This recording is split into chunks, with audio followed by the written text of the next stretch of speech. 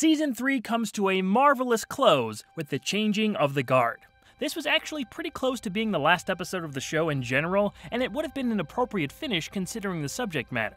It has another phenomenal lead performance, this go-round by the great Donald Pleasence, and with all the uncertainty that followed, this was a very noteworthy time period for the Twilight Zone. Professor Ellis Fowler has been an English literature teacher for decades at the Rock Springs School for Boys. He's been around so long that he's even taught the grandson of one of his older students. As the institution is about to begin its Christmas break, he's called into the office of the headmaster. Fowler never responded to a letter from the school's trustees the previous week. Oblivious to the approaching bad news, he's delicately told that the trustees sent him a notice of termination after an extensive and successful career. The professor doesn't take the news well, and after arriving home that evening, he pulls a gun from his desk and contemplates suicide. Walking back to the school on a cold, snowy night, Fowler's mindset is that he's failed to make any impact on a single one of his students over the course of his 50-plus-year career. He feels he's wasted his life, but before he can end it, class bells get his attention. He walks inside the deserted school and into his classroom, where he sits down, confused by the untimely noise. After a moment, students appear at their desks out of thin air. Stranger still is the fact that Fowler recognizes all of them as former pupils from a wide range of graduating years. The professor is further perplexed by the fact that all these particular students are ones that have passed away. The Changing of the Guard is a home run in every sense of the word. It's a feel-good classic where the performances, writing, and directing elevate each other to a sum greater than their parts. Serling's script is magic, and his sentimentality bursts through the bullseye this time. Robert Ellis Miller only directed one episode, and that sucks because you can tell from his lone entry that he could have been in the same conversation as Douglas Hayes and John Brom as one of the show's best. From the staging of these shots to lighting changes and push-ins on our main character's face, it all has a distinct, graceful style. The scene where Ellis approaches the Horace Mann statue is just beautiful. Be ashamed. Die until you have won some victory for humanity. I have won no victory. Now I am ashamed to die. What a sequence. Horace Mann was a president of Antioch College in Yellow Springs, Ohio, which was the alma mater of Rod Serling. We'll come back around to Serling's association with Antioch in a few minutes. Donald Pleasence is superb in that scene, but it's hard to choose a favorite when he nailed every word and expression. I gave them nothing. I gave them nothing at all. Poetry that left their minds the minute they themselves left. Aged slogans that were out of date when I taught them. The man had such a diverse palette of emotions to play through. The way his face drops when he finds out the school is letting him go is incredible. It was a notice of termination.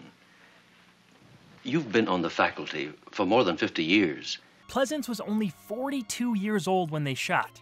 42! This right here was a great example of makeup artist William Tuttle's excellent work. It accentuates the actor's aged appearance without overdoing it. But even more impressive than the makeup were all the nuances Pleasence put into his performance. Playing older can be extremely hard to pull off well.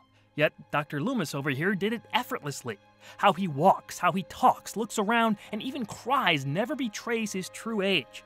He has some of the most expressive eyes I've ever seen an actor use to their benefit. I swear you can almost see how vibrantly blue they are through the black and white photography. Just one glance, and you can tell what he's thinking. This has got to be up there with the best performances from Season 3, heck, any season. Would have loved to have seen him back in a wildly different role. We know the guy had range after all. I am Ernst Stavro Blofeld. It's not just Pleasence who turns in awesome work. Both his housekeeper, Mrs. Landers, and the kids who come back from the dead to compliment their teacher are all great too. I would be true, for there are those who trust me. I would be pure, for there are those who care. I would be strong, for there is much to suffer. And I would be brave, for there's much to dare. I never forgot that, Professor. That was something that you left me, and I never forgot it. Each of us has in turn carried with him something that you gave him. We wanted to thank you, Professor. I like how they set up the main kid, Artie Beechcroft, in dialogue early on. Every one of the students had a tragic demise, but the hope in their words is so powerful when you see how it affects Fowler. They're all great. I can even look past this kid's awkward smile. You taught me about ethics and honesty. I liked seeing Liam Sullivan back from the top-notch episode The Silence. He's got a very different role in this one and has to play it pretty straight, but he did his job of delivering the heartbreaking news to Ellis with a touch of sincerity and admiration. You understand the school's decision wasn't made out of malice. Discharged? Oh, no, Professor. Please don't call it that. It's retirement. And at half salary for the rest of your life. While The Silence features an unexpected ending twist, this one doesn't have anything quite so shocking.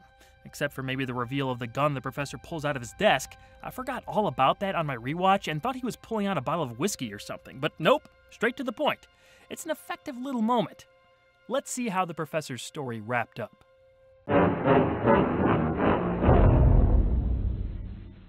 Each student proves to Fowler that his lessons indeed positively affected their lives.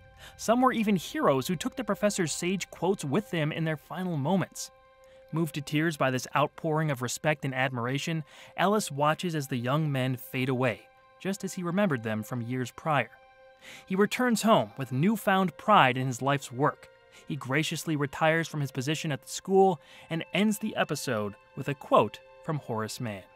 Be ashamed to die until you have won some victory for humanity. This particular changing of the guard, I wouldn't have it any other way. Love it. There are Christmas elements in the episode, so you could consider it a holiday installment.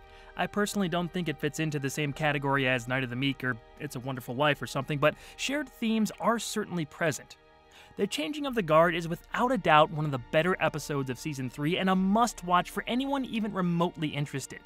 The entire show ending with the teacher reflecting on the impact he had on his pupils would have been a poetic way to go out for Rod Serling and the Twilight Zone.